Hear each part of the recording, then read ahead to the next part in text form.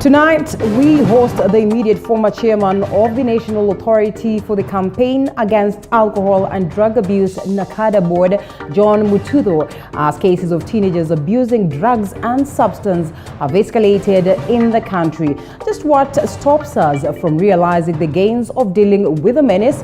Also, global concern has heightened in recent days, with world leaders and human rights groups warning of possible rules of war violations during military operations in Tigray, as more than 3 weeks of fierce fighting has left thousands dead in Ethiopia. This and much more on TV47 Saturday Night News with me, Linda Alela. Here are the highlights tonight.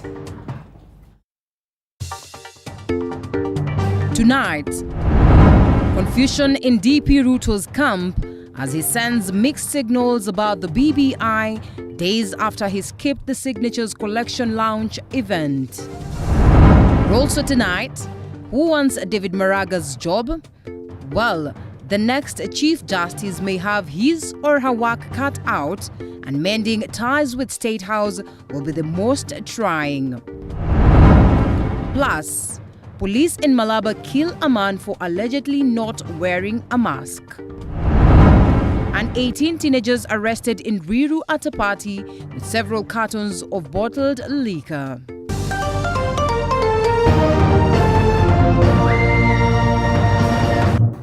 Well, good evening and welcome. Saturday Night News begins right now. Our sign language interpreter is Faith Cheptile. Now, with Chief Justice David MARAGA'S 4-year tenure coming to an end in January, the search for his successor is set to gather steam in the coming weeks. The successor is, however, expected to face a daunting task in bringing an increasingly widening rift between the judiciary and the executive, evidently left by their predecessor.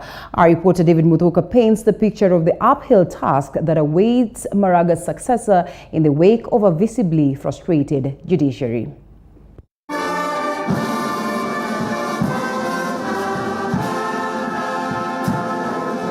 The talk on the likely pick to succeed Chief Justice David MARAGA is simmering ahead of MARAGA'S retirement in January, and so has been the perceived tiff between the head of the judiciary and the head of state, President Uhuru Kenyatta. The succession thus comes at a time when the judiciary and the executive have been visibly at war, making the judiciary stop seat a seat that many would probably shy away from. The war has had its casualties, including a financially lean judiciary, a case pile-up in most Kenyan courts, and a judiciary stretched to the limit in terms of its human resource. This especially follows President Kenyatta's refusal to rubber stamp the appointment of 41 judges to the appellate court, as recommended by the Judicial Service Commission. The President cannot cherry-pick from the list of nominees. If that is allowed, ladies and gentlemen, the independence of the judiciary will be irreparably ruined. And while for the umpteenth time MARAGA has attributed his tumultuous reign as Chief Justice on President Uhuru Kenyatta, the CJ clearly leaves a precedent of a judiciary that hardly sees eye to eye with a fellow arm of the government, the executive. It is that jittery situation that awaits the next CJ. According to Benson Ochieng, an advocate of the High Court, the hostile shoes to be filled will be a defining moment for MARAGA'S successor. Talking about the relationship between Mr. Uhuru Kenyatta and the Chief Justice, we can say confidently that it has worked very well. We see a lot of tensions, probably a lot of mistrust, and you can't fail to feel that there is a personal vendetta, something unsettled business that is being pursued by both parties. Ochieng, however, says the perceived personality differences between President Kenyatta and MARAGA have not been the only stumbling block in the judiciary's quest to serve justice. He insists that the country's democracy is relatively young and that tensions between either arm of the government are bound to surface frequently as the country approaches uncharted legal waters. You must ask whether our institutions are strong enough to withstand those kind of shocks that come from time to time, particularly when there is tension between two critical arms of government, and the judiciary here and the executive. And sometimes you really wonder in our case whether it is the judiciary and the executive, or it is just the personalities that represent those institutions. But according to Ochieng, Maraga's successor is better placed to pick from where the pioneers will have left, and that besides providing a breath of fresh air in the judiciary leadership, the successor has a chance to change tact in the way Maraga's judiciary has been coexisting with the executive as well as the legislature if he is to successfully steer the judiciary ship. Whoever succeeds Chief Justice Maraga probably should look into ways of being more savvy in cultivating goodwill and managing personal relationships with the other arms of government. Once Maraga leaves office, the Judicial Service Commission is set to launch the search for its next president, but there is a caveat. I really hesitate to give an idea of when this can be, because we are in a very fluid political environment, and as we say, anything is possible, unfortunately. David Muthoka, TV47, Nairobi. Well, thank you, David Muthoka, for that. Indeed, we watch and see what plays out. And to a rather unfortunate story, business came to a standstill in Malaba town, Busia County, the Kenya-Uganda border, after irate citizens held demonstrations to protest the killing of a man by the police. It is alleged that he was shot for not putting on a mask. Micah Gungo reports.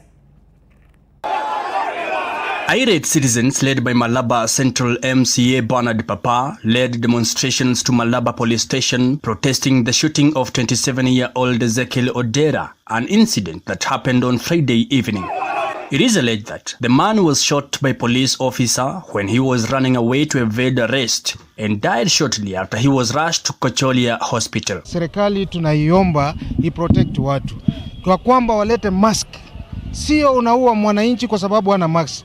Wananchi wengi hawana shilingi 10, hawana shilingi 20 ya kununua mask. We are so disappointed in Malaba border to see a young man who was just innocent because not have a mask. He tried to run away, and the OCA and by the name Mwaura, the police officer, killed him. Na huyu kijana kulingana na historia yake vile tumejua hajawahi kuwa na makosa yote.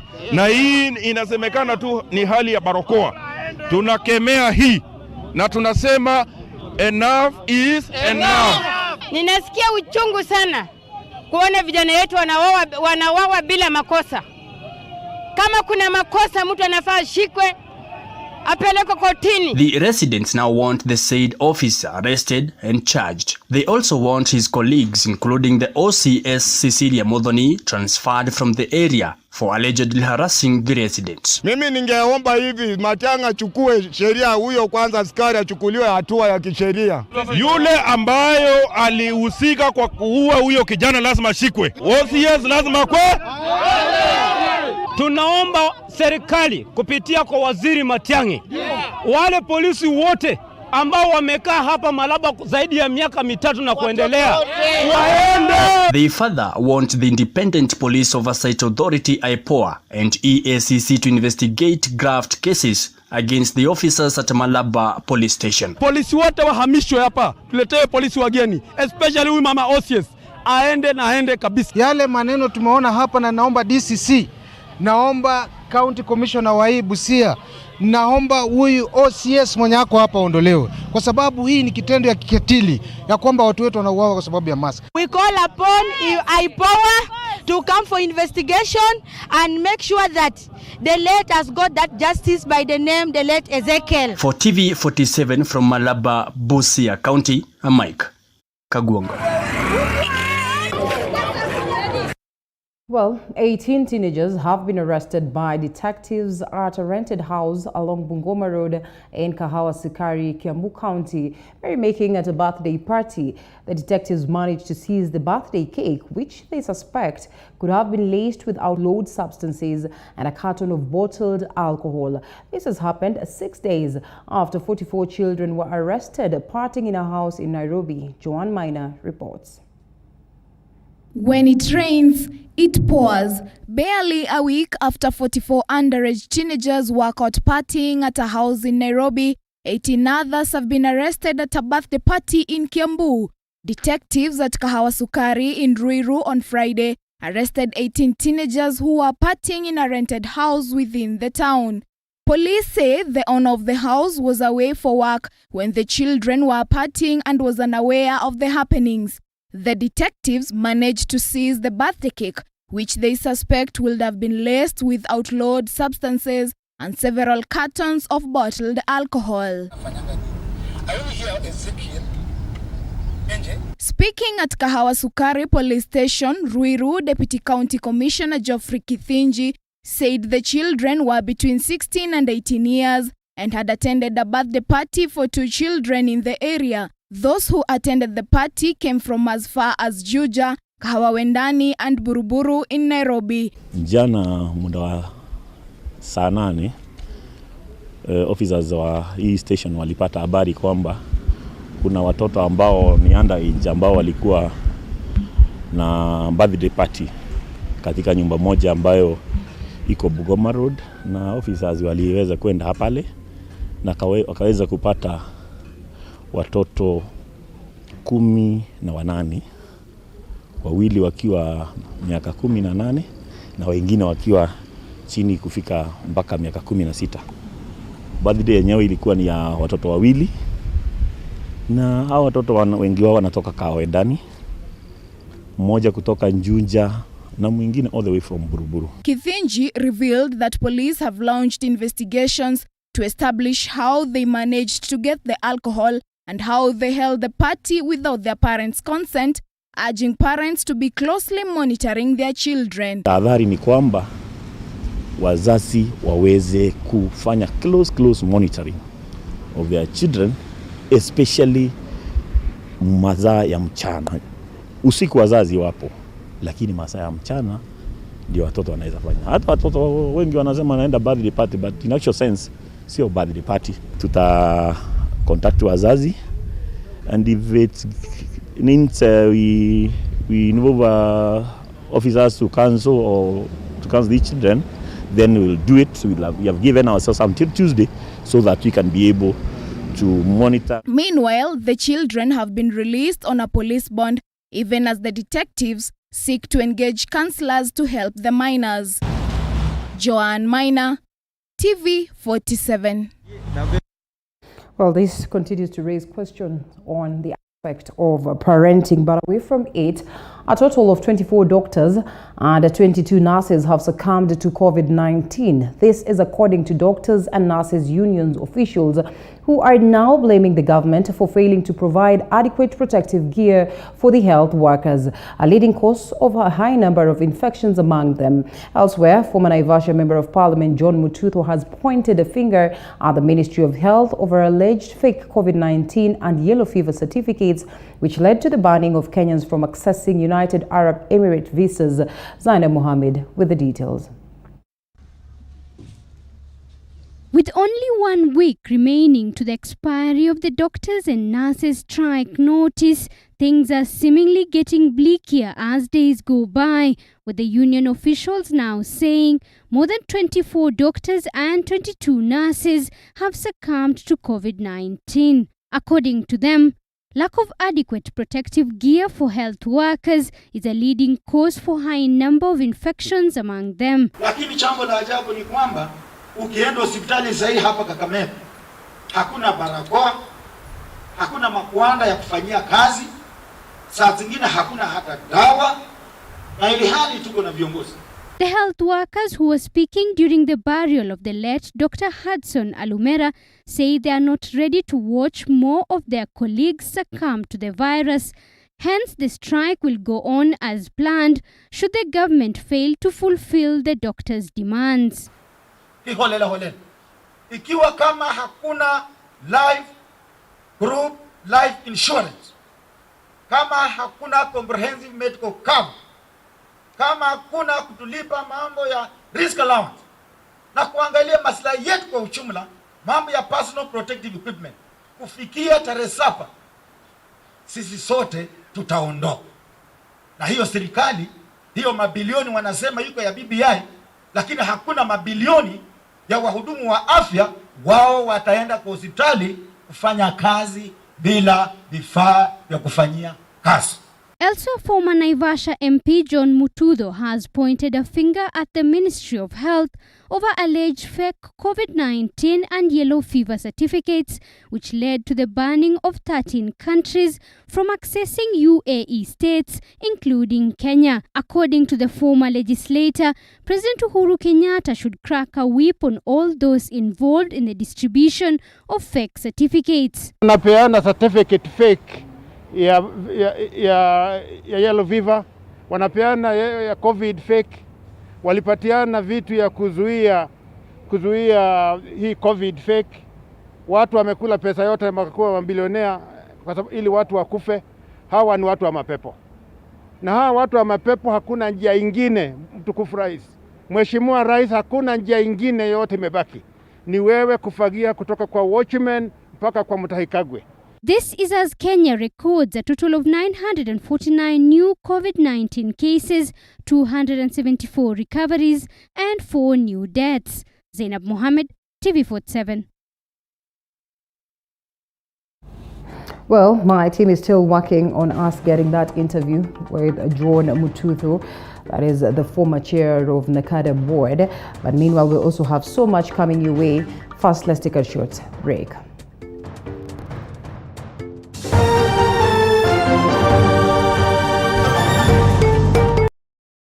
Life is a journey, and we all have ups and downs, highs and lows, and celebrities are no exception.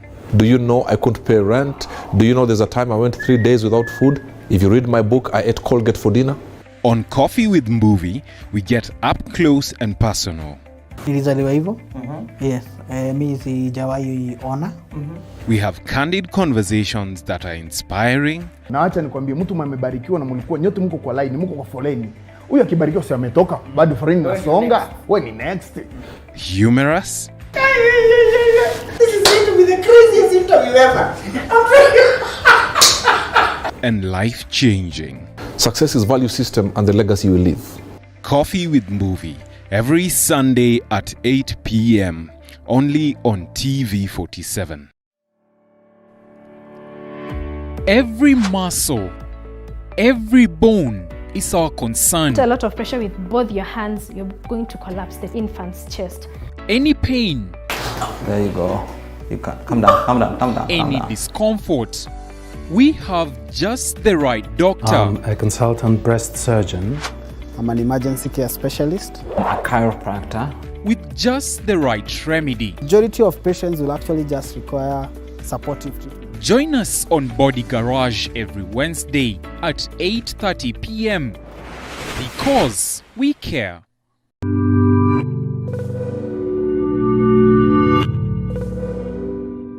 How do you like your meals?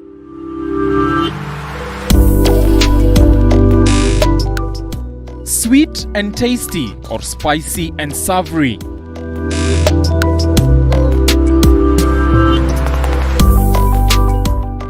On the Throwdown, we bring you our chef of the day, gives you ideas on how to make amazing meals from the comfort of your home.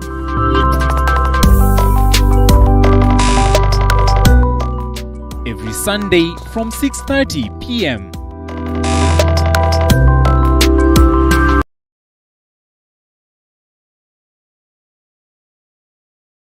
Life is a journey, and we all have ups and downs, highs and lows, and celebrities are no exception. Do you know I couldn't pay rent? Do you know there's a time I went 3 days without food? If you read my book, I ate Colgate for dinner. On Coffee with Movie, we get up close and personal. Nilizaliwa hivyo. Yes. Mimi sijawahi ona. We have candid conversations that are inspiring. Na acha nikwambie, mtu mmebarikiwa na mlikuwa nyote mko kwa line, mko kwa foleni. Huyu akibarikiwa si ametoka, bado foleni nasonga. Wewe ni next. Humorous. This is going to be the craziest interview ever. And life-changing. Success is value system and the legacy you leave. Coffee with Movie, every Sunday at 8 p.m. only on TV47. Every muscle, every bone is our concern. A lot of pressure with both your hands, you're going to collapse the infant's chest. Any pain. There you go. You can calm down, calm down, calm down. Any discomfort. We have just the right doctor. I'm a consultant breast surgeon. I'm an emergency care specialist. A chiropractor. With just the right remedy. Majority of patients will actually just require supportive treatment. Join us on Body Garage every Wednesday at 8:30 p.m. because we care.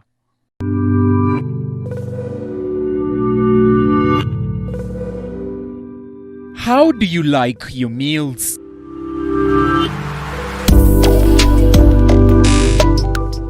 Sweet and tasty or spicy and savory?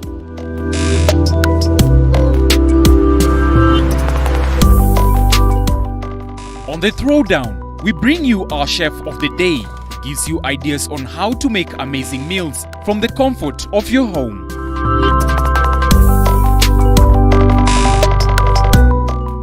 Every Sunday from 6:30 p.m.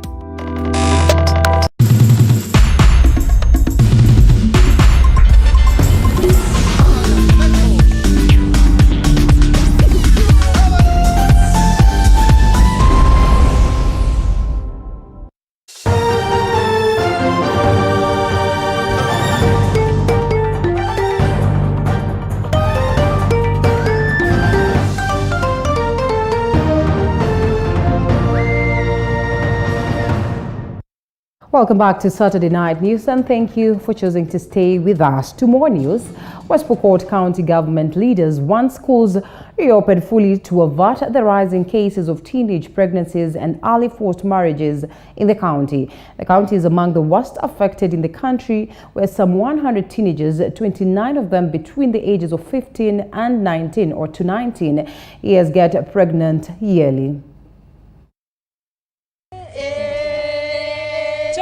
This comes at a time when a recent study done by the POKOT Outreach Ministry, together with the Ministry of Health, indicated that teenage pregnancies have increased to 40% in a period of 2 years.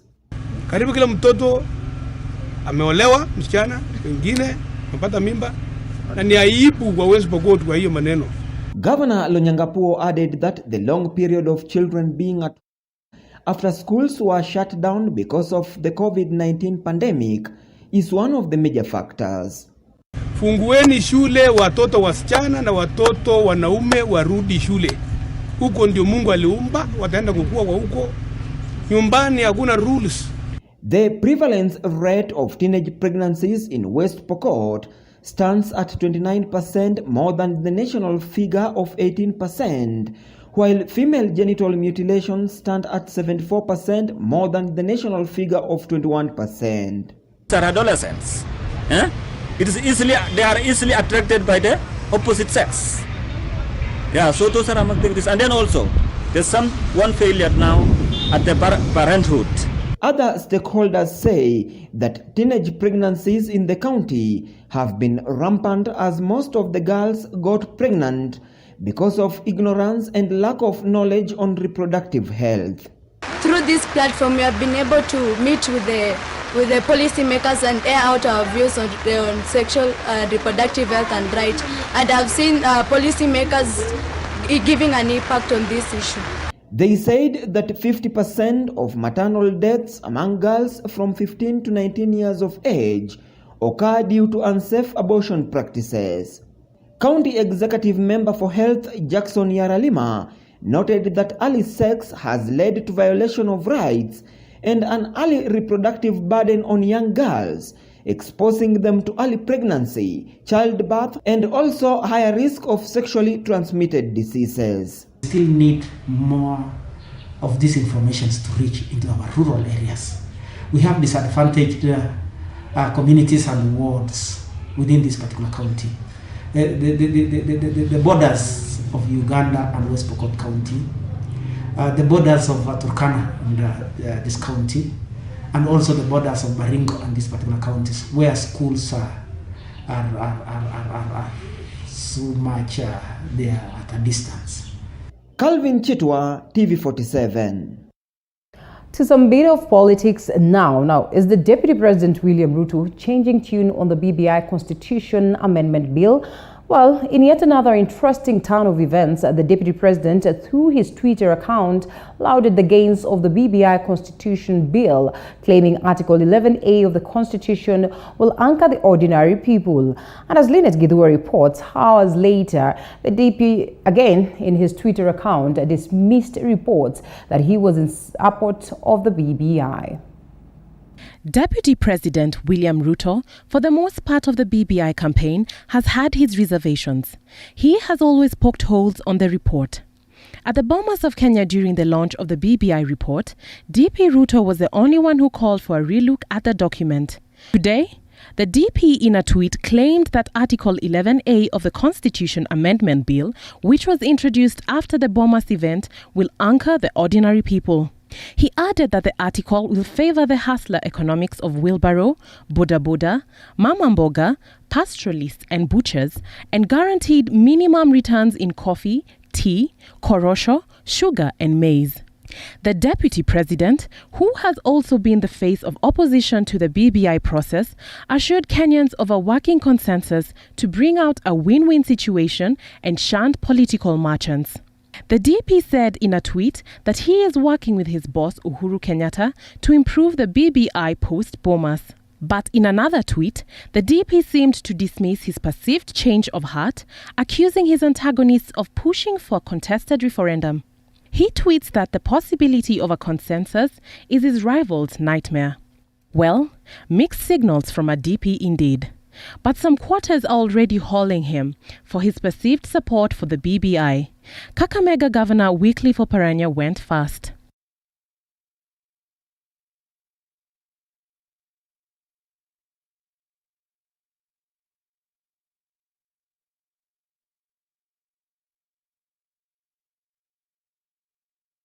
Meanwhile, Nyeri Governor Mutahi Kahiga has urged Nyeri residents to append their signatures, saying that the BBI document is not cast in stone and can always be amended. A constitution is a dynamic document. It is something that changes. Msije mkaona katiba kama amri 10 za Mungu ambazo hazibadiliki. We keep changing a constitution according to the way we grow and change. The BBI signature collection exercise kicked off in Garissa, with Governor Ali Korane launching it officially. Korane urged residents to support the document as it addressed most of their concerns. Key among them being inclusion of a new county and a constituency with an addition of wards, and a boundary review with a neighboring Tana River County. Sisi ni baadhi ya kaunti ya Kenya ambazo zimefaidika na mambo ya ugatuzi, devolution. Na serikali ambayo tumeipata ni serikali ambayo imeleta faida kwetu. Kwa hivyo mambo ya devolution ni kitu muhimu kwetu, na hii BBI haija interfere na hiyo, na imezidisha ile rasilimali ambazo tutazipata. The BBI gospel was also taken to Ugenya sub-county, where area MP David Ochieng insisted on the need to read the Constitution Amendment Bill. This bill, BBI bill, and the referendum that will come is not the first and the last attempt at changing our constitution. There will be so many opportunities ahead. And so I want to urge all of us, look at this document with a keen eye, support it, even as you note any reservations you may have, because there will be so many opportunities in the future to change what we think should be changed. Constitution Amendment Bill requires at least 1 million signatures endorsing it to go to the next phase, which includes endorsement by at least 24 county assemblies before a referendum can be called. Lynette Gidua, TV47. For that, more than 40,000 refugees have fled Ethiopia's Tigray region to Sudan. UNHCR, the UN or the United Nations Refugee Agency, and its partners are delivering and distributing life-saving aid, including hot meals, water and latrines for the arrivals. And Nanok Lauren reports. As more people continue to stream into Sudan, refugees like Philemon are trying to come to terms with the situation. He remembers everyone living a normal life before they had to live with almost nothing to find safety in Sudan. There's a lot of challenge right here because when we trying to escape, we didn't take any kind of luggage or baggage. We just only escaped. Philemon is one of thousands who fled Ethiopia's Tigray region without much more than what they could carry.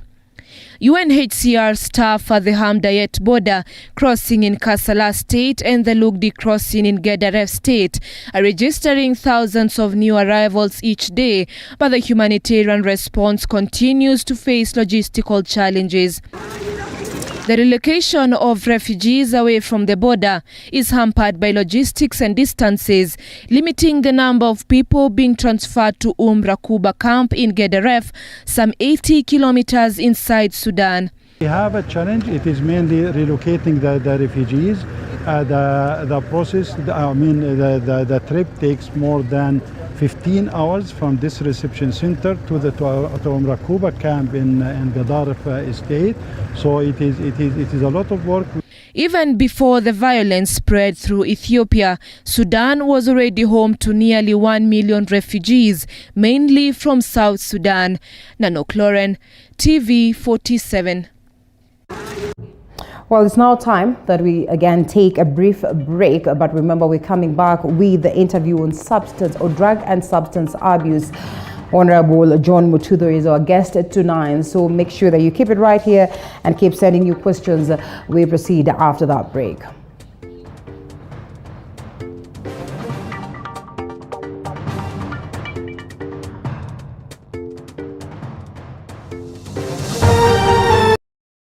Life is a journey, and we all have ups and downs, highs and lows, and celebrities are no exception. Do you know I couldn't pay rent? Do you know there's a time I went 3 days without food? If you read my book, I ate Colgate for dinner. On Coffee with Mbuvi, we get up close and personal. Nilizaliwa hivyo. Yes. Mimi sijawahi ona. We have candid conversations that are inspiring. Na acha nikwambie mtu mmebarikiwa na mlikuwa nyote mko kwa line, mko kwa foleni. Huyu akibarikiwa si ametoka, bado foleni nasonga. Wewe ni next. Humorous. This is going to be the craziest interview ever. And life-changing. Success is value system and the legacy you leave. Coffee with Mbuvi, every Sunday at 8 p.m. only on TV47. Every muscle, every bone is our concern. A lot of pressure with both your hands, you're going to collapse the infant's chest. Any pain.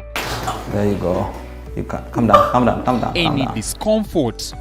We have just the right doctor. A consultant breast surgeon. I'm an emergency care specialist. A chiropractor. With just the right remedy. Majority of patients will actually just require supportive treatment. Join us on Body Garage every Wednesday at 8:30 p.m. because we care.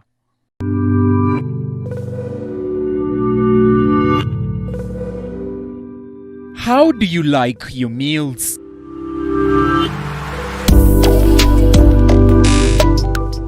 Sweet and tasty or spicy and savory?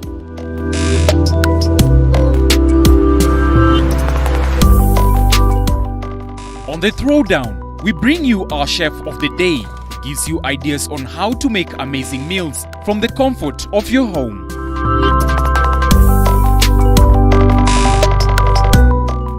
Every Sunday from 6:30 p.m.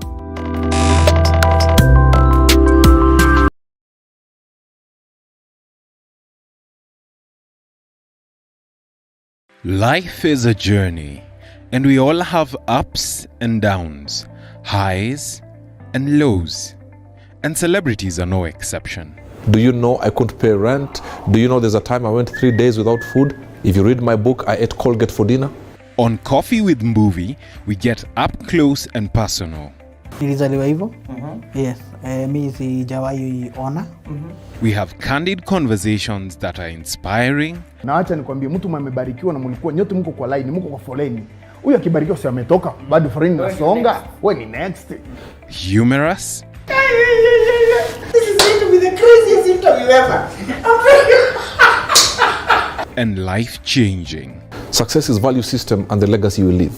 Coffee with Mbuvi, every Sunday at 8 p.m. only on TV47. Every muscle, every bone is our concern. A lot of pressure with both your hands, you're going to collapse the infant's chest. Any pain. There you go. You can come down, come down, come down. Any discomfort. We have just the right doctor. I'm a consultant breast surgeon. I'm an emergency care specialist. A chiropractor. With just the right remedy. Majority of patients will actually just require supportive treatment. Join us on Body Garage every Wednesday at 8:30 p.m. because we care.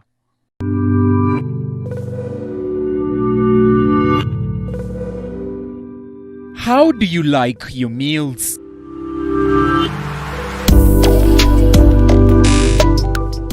Sweet and tasty or spicy and savory?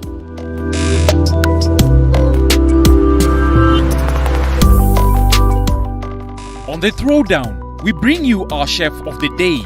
Gives you ideas on how to make amazing meals from the comfort of your home.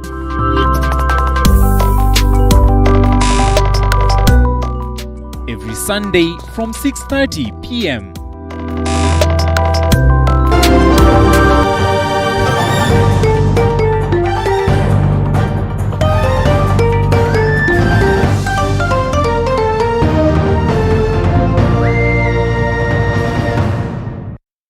Welcome back. Now, tonight's interview focuses on the Narcotics, Drugs and Psychotropic Substances Control Amendment Bill 2020 as we ask what are the amendments and what will they do to curb the ever-growing drug menace in the country. Former NACADA boss John Mututho joins us this night, and of course we have a couple of questions for him. Looking forward to get more in regards to that. Mheshimiwa, good evening. Good evening, how are you? I'm good. And the problem of drugs and substance abuse in Kenya is huge. What stops us from achieving the gains that we have made? Amid all these efforts that we've put to deal with the menace, any gaps and challenges in the enforcement of the laws? Yes, there's quite some challenges because you look at the best way to deal with this menace. Yeah.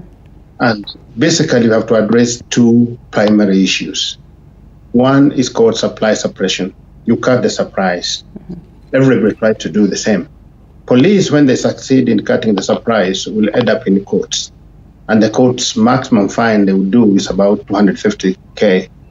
You are hauling drugs worth millions and millions, hundreds of millions, then your fine is only 250.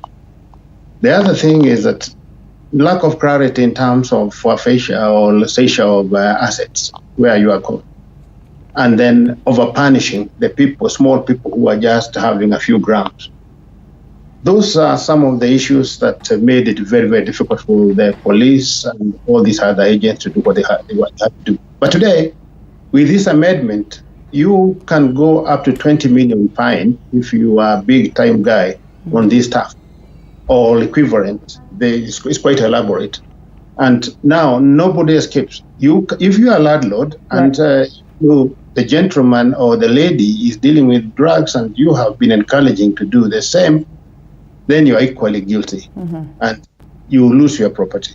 If you are like many people do, particularly around cities, they go and drug particular ladies you are dragging them knowingly that you are dragging them, and you are participating in that dragging exercise, then you are caught and you face hefty fines. So both the user and the witness will face heavy fines. The other bit is that if you look at the whole drug menace, it's not a small man's game. And surprisingly, most of the people who are traffickers and balance don't take the stuff. They're very sober people like myself. And they will usually dodge all systems because they are either part of that system, they are there in the law enforcement, all kinds, right from prisons down all the way to military police. They will be there. There will be people, they will have their own people there. They are also said to be there in judiciary, and it becomes very difficult. So what we are celebrating today is the 12th Parliament's new thinking in terms of supply suppression.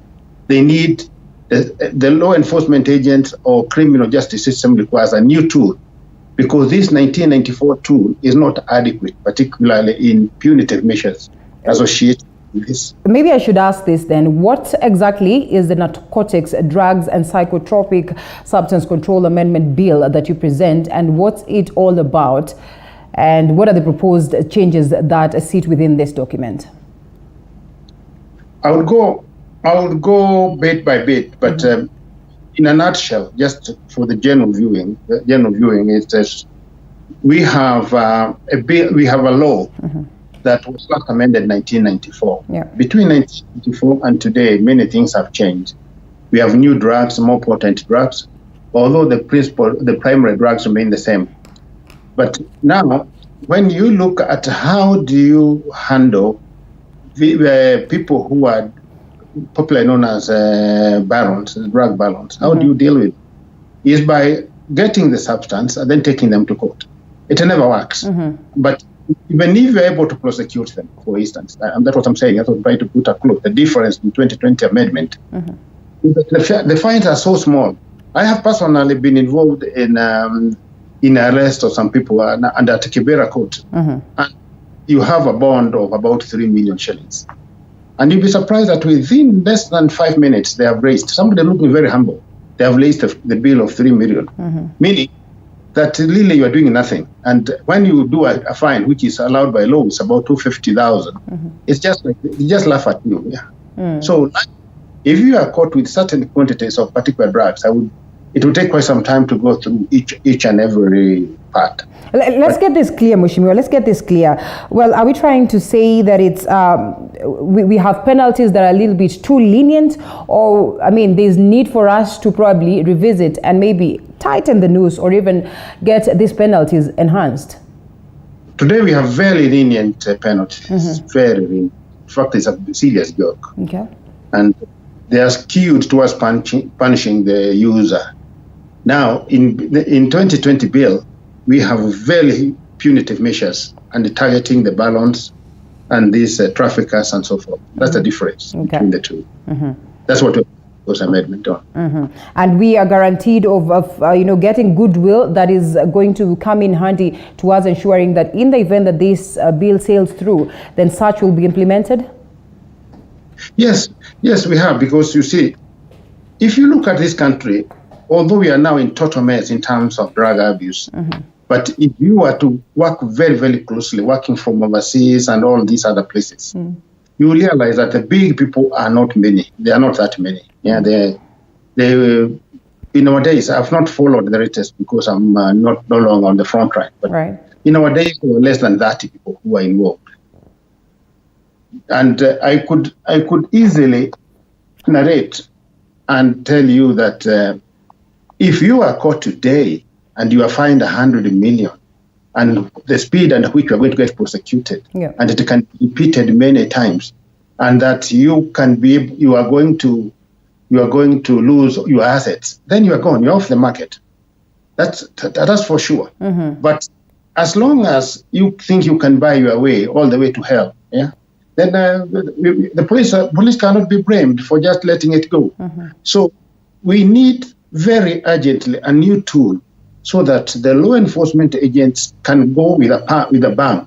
If they caught you with a few grams of cocaine or heroin, for instance, you pay a fine of about 20 million shillings. That is something very new. And if you look at the new fines regime, it is in tandem with what they are doing in US, in Italy, and other places. You already know that our situation is similar to what they're having in France today. And France is trying to still figure out how to do it. So I really want to congratulate the 12th Parliament. This is not my bill. I just happened to be following because we were unable to do it in 10th Parliament. They were unable to do it in 11th Parliament, but 12th Parliament, kudos to them. They have been able to bring up a bill through the committee, unlike now the Mutuzo law, which was done by me personally in 10th Parliament. It's the committee which is driving it. It's not even a cadre. It is not even OP. It's a committee. So when the Parliament is pushing it like that, you can be sure things will be done because the same people will do the oversight. But for how long? For how long, John? Because you will agree with me that indeed we had the Mutuzo laws that were actually working so well. But today we see a reversal, or we see a reversal of the same. What does it make you feel, one? And what makes you think that if this sails through, then we're going to see the realization of the same all through? Mutuzo laws are still on. What has happened is in Kenya, believe they can buy even life. I think you know it. There are people here who think are so big to be prosecuted. And if you look through the Mutuzo laws itself, that's about, there are so many good things there, which were not implemented. They were not implemented because of vested interests, and I must say this one very openly. But right now, the latest I've had, like in respect to Mutuzo laws, is that they are forming up a special task for these days, they call it moot agencies. So that we can come and fine-tune some of those things like terms of alcohol purity and so forth and so on. But this one is unique. This is really heavy on drug traffickers. They would be so stupid to dare do that trade in Kenya because for one, once you are arrested, for sure you are going to be poor men. You will lose everything that you ever own. And again, it does not repeal the good sections in other laws, like, for instance, the Mutuzo laws, which are still on, are not repealed, state clearly that all money that you get by way of licenses, for instance, and other monies and other grants and so forth, go towards treatment and rehabilitation. It does not repeal, does not even attempt to mess the Constitution, which puts under Schedule 4, 13, that all drugs issues, drug and all these rehabilitation issues are in the hands of the county governments. It does not touch there. It does not even try to discourage you from appealing against to a magistrate if you feel you're held unfairly. But it pinches very fast if you are caught, like they do at the airport most of the time. And be sure you can't escape this particular amendment. All right. When it comes. Okay, you speak of great measures incorporated on this bill to address this menace, but don't you think that it's going to be an uphill task to see some of this sail through, especially on the aspect of prosecution when we see minors now actively being involved? I mean, we have youths that continue to engage deeply on matters drugs and substance abuse. I mean, we have the latest. Today we're talking about 18 teenagers who were arrested and later released on police bond. That is in Kawaskwari, KIAMBU County. And they were enjoying a party or a birthday party with lots of liquor. Let me first of all clarify one position, and my dear Kenyans, the viewers and everybody. Don't punish the victim. These kids are enjoying a big lacuna in our legal system, in our criminal justice system, which allows these barons and these bad people to walk away with murder.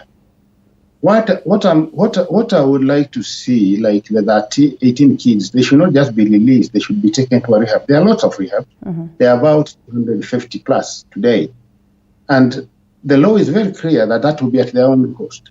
So you don't demonize the little kids, but you punish heavily. In fact, life imprisonment the people who are organizing those kind of things, like the lady down at the one who had 41 kids. Such a lady now should go in for life. That's what they do in other places. In China, they hang them. In Bangkok, they hang them. In Singapore, they hang them. But here, because we don't have, we don't hang, we just put them life imprisonment.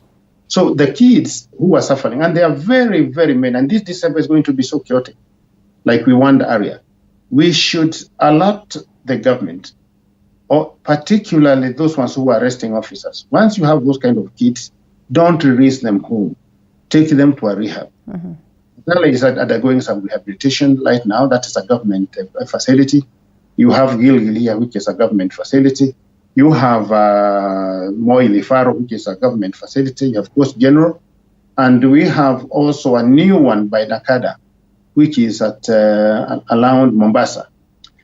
And then we have several, like our capacity is we can take up to 1,000 or so. This is John Mutu, the Empowerment Center. It's a very, very, we can handle such kit, and we have handled them before. We had a total of about 30, sometimes about 6 months. Don't mind, NHIF don't pay the bills anymore. But this time, his parents were supposed to pay the bills. But please, when you are less, I'm advising the police, Inspector General, and please better reason to me, Inspector General, handle those kids with utmost decency. Don't show the Land Rovers kicking those kids left, right, center. Handle them like kids because they are all under 18, and make sure you go to court, invoke the relevant section, and have them undergo rehabilitation for 3 months, 6 months, depending on the damage. But we can't continue it this way. The more we punish them, the more defiant they become, the more aggressive they are. Hello. Well, if you can hear me, Bushimiwa, in all honesty, it is not always that it's not always that we have a grown-up involved in this. I mean, would we say that easy access of this substance is one of the reasons, or some of the reasons why we actually see our youths engaging in them?